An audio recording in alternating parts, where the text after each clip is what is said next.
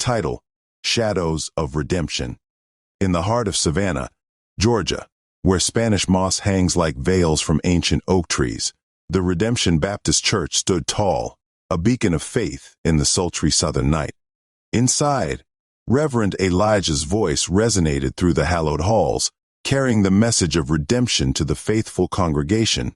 Sheriff Thompson sat near the back, his weathered face reflecting the weight of his duty, while Emma, the bank teller, listened intently, her eyes drawn to the preacher's fervor. As the good book says, Reverend Elijah thundered from the pulpit, "There is nothing hidden that will not be disclosed, and nothing concealed that will not be brought out into the open." The words lingered in the air like a premonition, echoing into the night. Later, as midnight approached, the Savannah Bank lay quiet beneath the moon's watchful gaze.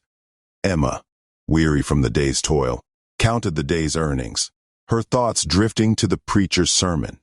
Suddenly, the door creaked open, and a shadowy figure slinked into the dimly lit bank, its presence ominous and foreboding.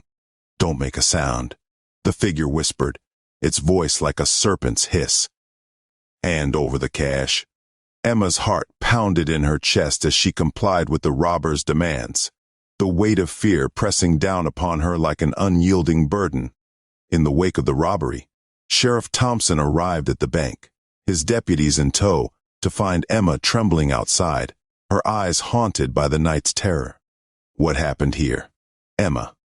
Sheriff Thompson asked, his voice a steady anchor in the storm. "It was him, Sheriff," Emma whispered, her voice quivering with fear. "Reverend Elijah. He robbed the bank at gunpoint." Sheriff Thompson's brow furrowed in disbelief, his trust in the preacher shaken to its core. Determined to uncover the truth, Sheriff Thompson confronted Reverend Elijah at the church, his footsteps echoing in the empty sanctuary.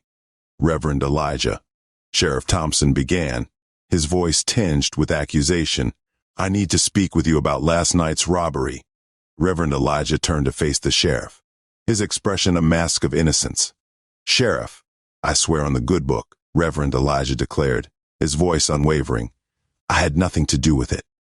I was here all night, praying for guidance." But doubt lingered in the sheriff's mind, a shadow of suspicion cast over the preacher's words.